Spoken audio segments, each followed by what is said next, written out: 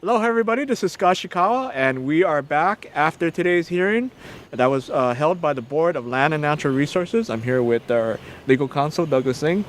Doug, thanks for being here after a long day. I think it started at 9 o'clock and just wrapped up at 5:30, which is the reason why we have the lights on right now. So let's talk about today. Judge Amato made a recommendation to issue a permit that would allow construction of on Mauna Kea of TMT.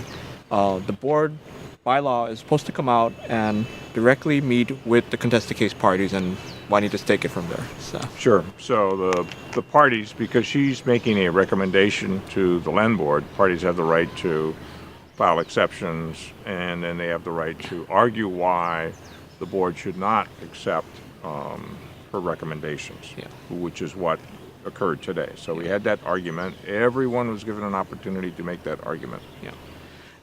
Even though it was a long day, it went rather well or smoothly. I mean, we had about 23 parties, but each party had 15 minutes to make their case. Yes. How do you feel, you guys? How did you feel TMT and UH did? Well, I think that TMT and UH pretty much stuck to the law, the argument, and then the facts that came out of the contested case proceeding.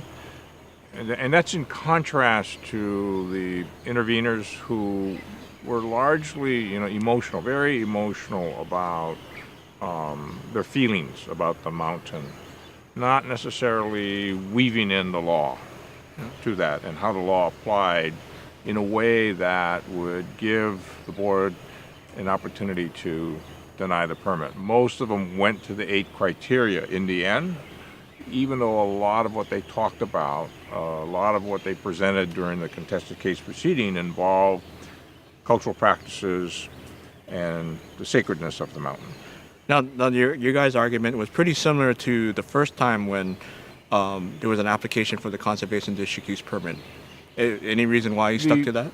The argument made in the briefs was very similar, but I think this time we focused very heavily on cultural practices, much more, and the law involving cultural practices. So we went into that in a lot more depth.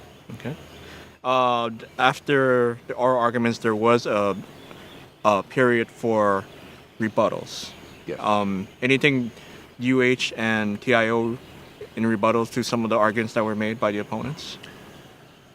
Well, yes, everyone was given an opportunity to criticize the arguments of others, and certainly we took, that opportunity to criticize and to point out to the board that yes, while what they were arguing were their arguments, but they never pointed to evidence in the record to support those arguments.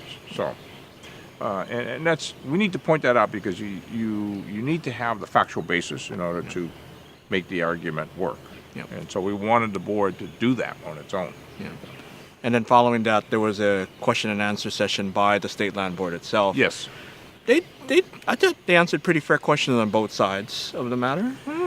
They did. They asked questions of both sides, but some of the questions, went into areas that were not really part of the contested case proceeding. So that was a little different. And obviously the last question, the most obvious question is, I guess, where do we go now? The board said they'll take it back into consideration. Did they give any time frame on when they would decide on whether permits should be issued or rejected? No. They did not give a time frame. So they will take it, we say, into consideration at the time, and they'll take it under advisement, meaning that they will have an opportunity to caucus among themselves about what was important, what was not important, what parts of the decision need to be changed, should the permit be granted ultimately, and then make a decision, put it in writing, and then issue it. And it's very hard to predict how long that would take. Okay. Thank you for taking the time after a very long day. And as you guys probably know, we usually go about 3-4 minutes on interviews. Probably went a little bit longer than usual, but obviously this being an important day, we kind of wanted to just answer all the questions. So anyway, if you want to learn more about our project, you can go to our website at maunakeaandtmt.org. We also have a Facebook page. And we also want to thank all our supporters, not only during this contested case hearing process, but the last 10 years of the planning process for this project. We do appreciate your support. and we remain hopeful that a permit will be issued. And until next time, aloha.